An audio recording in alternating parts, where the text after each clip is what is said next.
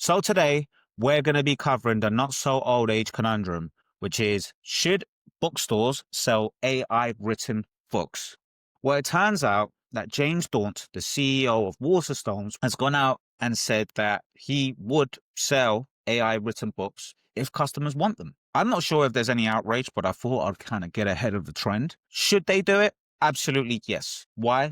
I think brick and mortar businesses at this rate, they might as well be allowed to sell anything they want, even yay if they want to be fair, because they've had such a hard time through all of the technological trends over the last 20 or 30 years that have completely, just online retail has completely destroyed their businesses with zero customer loyalty. And they've had to be really, really creative in their survival. So here comes a different technology trend that, or revolution, if you want to call it, AI, that comes by, and they're just meant to boycott it because people want them to be completely loyal to human creativity without anything in return whatsoever. My take is the following. We betrayed the conventional, your normal bookstores a long time ago as consumers. The minute that we decided that we wanted to stop going to physical brick and mortar businesses to hold a book, to really look through it, and just through 2 clicks, buy it off Amazon. And now they're expected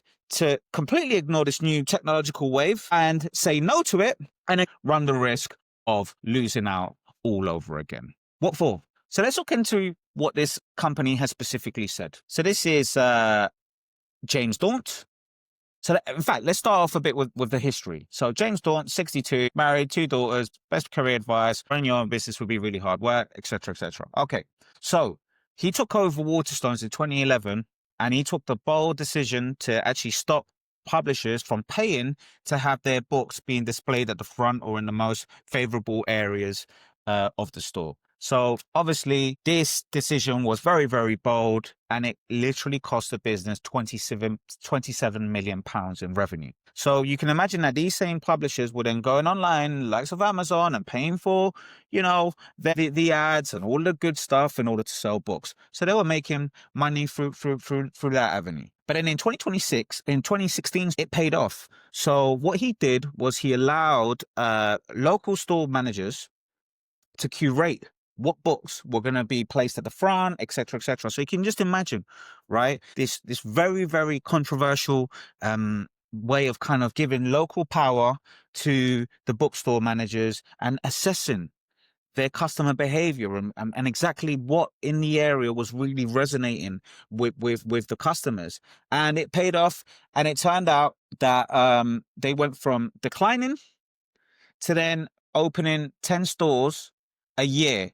And in 2024, they were able to make a profit of 33 million against sales of about £500 million worth of revenue. It's just amazing and almost unheard of in an area where we have Amazon and all sorts of online bookstores that you could just click and have it delivered to your store. And I personally, I've gone to Waterstones, and what amazing spaces they've created. You've got, fusions of cafes, where you can get yourself a lovely coffee, and authors can go there and do the readings of their own books. Shout out to the Tottenham Court Road one, where I've had many great memories. And I just think there's nothing like a good bookstore for you to get enamored with new genres and really come out of your own shell and discover new pieces of writings and artists. So as far as I'm concerned, if you have any opinion about this, you should just shut your mouth. Like this CEO has really turned around this business, and if they decide to sell AI written books, who are we or anyone to tell them not to, especially if they appropriately label them as AI books? And that's exactly what he's proposing. So he's saying, look, there's a huge proliferation of AI generated content, and most of it are not books that we should be selling. But he added, it's up to the reader. And then he's gone, as a bookseller, we sell what publishers publish, but I can say that instinctively, that is something that we would recoil, he said. So this is his stance. Do I think that our booksellers are likely to put AI written books at the front and center of the store? I would be surprised. Who's to know? Technology firms are spending trillions and trillions on AI, and maybe it's going to produce the next War and Peace. So I think that must be a book. Haven't heard of it. And if people want to read that book, AI generated content or not, We will be selling it as long as it doesn't pretend to be something that it isn't. So they will label the books as AI written. So it says, readers value a connection with the author. That does require a real person. He added, any AI generated book would always be clearly labeled as such. So there's no foul play here. He's just going to give people the option if it should arise. And I just think at this rate, we shouldn't be saying anything negative about their strategy here, especially when we think about just how often now authors are starting to use AI. So to write books or to generate ideas, to write the books, etc., etc. So at what point do we basically say that a book has been assisted by AI in order for it to be written? We'll never know now. There's been examples of news articles now where people have literally left snippets of AI written prompts in the publishing of their news. I mean, and they're not saying that those articles are assisted by AI. At this rate, there's a really gray zone. And yes, I am for creators. I'm for creators, and I know that there is this fear that creatives are going to be completely replaced by AI. Completely appreciate that.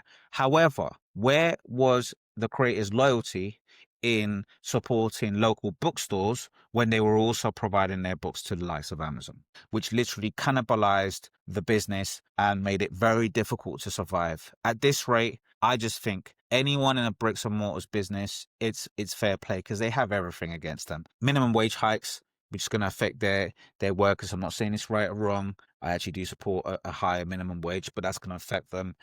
Rent prices, lower footfall, online competition, the list goes on. And I just think at this rate, we shouldn't even have an opinion about this. We should just let them be. So again, I haven't seen anything online. I haven't seen anyone going, oh, Waterstones, they're really betraying us, etc., etc. I'm not sure if the internet's even caught wind of this particular headline or whether everyone even cares. But still, going to run through some of the comments here, and let's have a look at what people have replied. Human creativity is our species' strengths. If we let AI do all this for us, we might as well give up existing now. People want AI to do their chores and their work, to give them time to be creative. People do not want AI to do creative things so they could do more chores at work. Yeah, it's funny that. But then ultimately, people are still going to be clicking, even if they have more time on their hands to do creative work and to do stuff that's physical. They're still going to end up loving the convenience of a click and sending stuff directly to their homes rather than giving a business like this